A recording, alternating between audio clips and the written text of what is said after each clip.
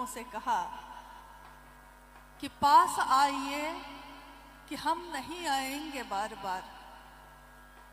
वहाँ के सारे लोगों की आंखों में आंसू आ गए और उन्होंने कहा कि साहब आपने ऐसा क्यों कहा? तो उन्होंने कहा कि शायद आप लोगों के पास बहुत समय होगा, लेकिन इस जीवन का क्या, मेरे पास समय कम है, आज मैं उपलब्ध हूँ, मेरे पास आइए। और मैं हमेशा यहाँ आता नहीं रहूँगा, यहाँ क्या इस धरती पे ही हमेशा मिलता नहीं रहूँगा। आज इस आयोजन का उद्देश्य भी शिव के शिष्य जो इस धरती पे आए और जिनको धरती के लोगों ने प्यार से, आदर से, अदब से कहा हमारे वरेण्य गुरु भ्राता, हमारे बड़े गुरु भाई। आज भी बिहार के कुछ स्थानों पे पुराने समय के जो गुरु भाई गुरु बहन हैं, वो आज भी साहब को संबोधन देते हैं बड़े गुरु भाई। इसमें न जाने कितनी अदब, कितनी इज्जत, कितनी श्रद्धा और सम्मान छुपाकर वो बोलते हैं। और ये रिश्ता जो उन्होंने बनाया है वो मात्र इसी के लिए है कि जिन शिव को उन्होंने अपना गुरु बनाया था, वो शिव इस दुनिया के प्रत्येक दिलों में स्थापित हो जाएं, हर दिल में स्थापित हो, हर दिल में उस शिव की गूंज हो। आपने अभी सुना शिव शिष्यता की पृष्ठभूमि, व्याप्ति और प्रयोजन पे भाई सोमेंद्र जी आपको बता रहे थे। कल रात्रि में इसी मैदान में हम लोग आए थे और हम लोगों ने उस दिन को याद किया जिस दिन इस कोलकाता में साहब और दीदी पधारे थे अपने गुरु शिव का संदेश लेकर। 27 जनवरी 2001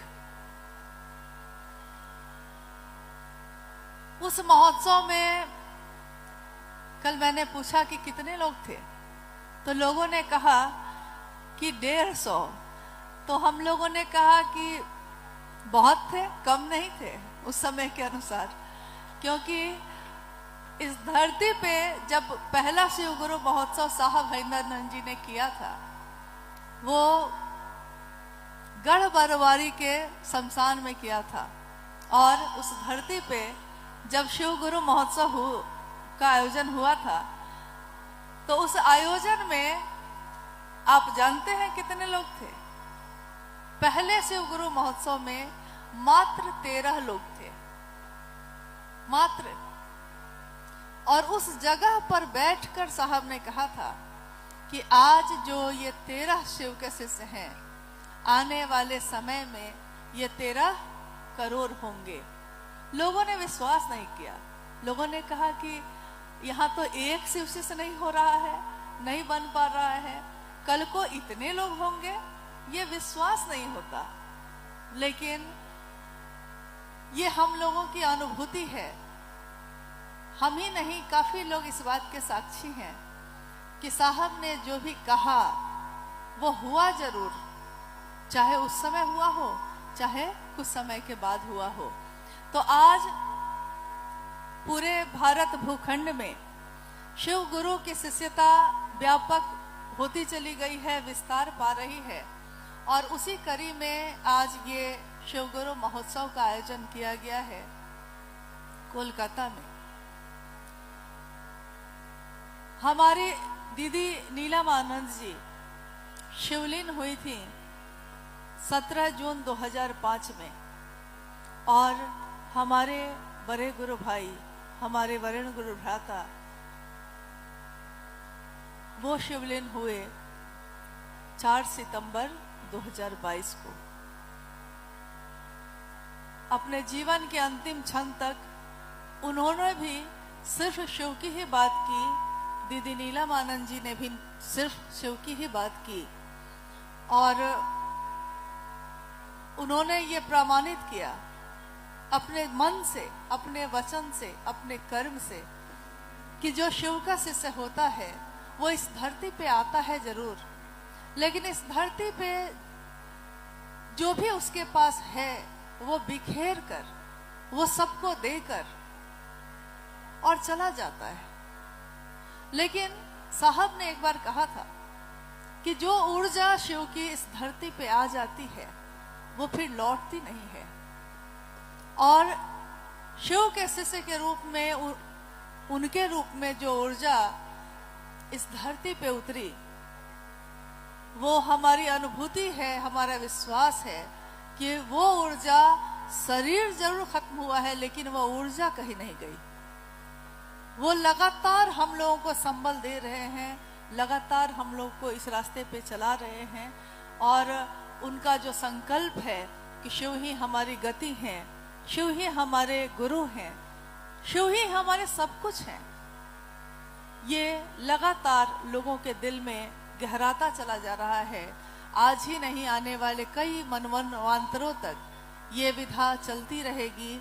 जब भी इस धरती पे शिव के गुरु स्वरूप की बात आएगी, शिव के शिष्य हरिंद्रानंद साहब और दीदी नीलम आनंद जी की आवाज उसके साथ गूंजती रहेगी। जब दीदी नीलम आनंद जी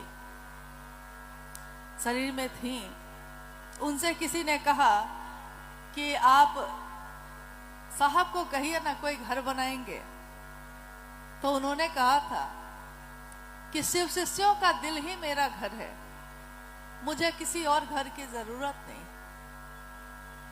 साहब से एक बार लोगों ने यही कहा तो साहब ने कहा कि अच्छा बताओ, एक घर बनाकर मैं क्या करूंगा? क्या जितने भी शिव शिष्य के रूप में हैं इस धरती पे, उनका घर मेरा घर नहीं है? क्या वहां मुझे रहने को नहीं मिलेगा या वहां भोजन नहीं मिलेगा? तो जब संसार में इतने घर पहले से हैं तो एक नया बनाकर और क्या करना है? देखिए कितनी बड़ी बात उन्होंने कही। बात तो हम भी करते हैं, आप भी करते हैं, लेकिन हम लोग समझते कितना है। उन्होंने शिव से जुड़ने के लिए रास्ता बनाया, एक ऐसा रास्ता जिसका नाम उन्होंने दिया राजमार्ग, शिव का राजमार्ग। जैसे आप यहाँ की पतली पतली सड़कों से निकलकर जब मुख्य मार्ग पे आते हैं तो आप देखते होंगे कि आपकी गाड़ियां लगातार चलने लगती हैं, ट्रैफिक जाम नहीं होता, कहीं कोई अवरोध नहीं है, कहीं कोई बाधा नहीं है। साहब ने यही बताया कि आप अपने जीवन के पगडंडियों से निकलकर उस मुख्य मार्ग पे आइए, उस मुख्य धारा पे आइए, शिव की तरफ जो धारा जाती है, शिव की तरफ जो रास्ता जाता है। और ये सच है, अभी जो भाई कह रहे थे कि कारवां बनता चला गया, साहब अकेले ही चले थे।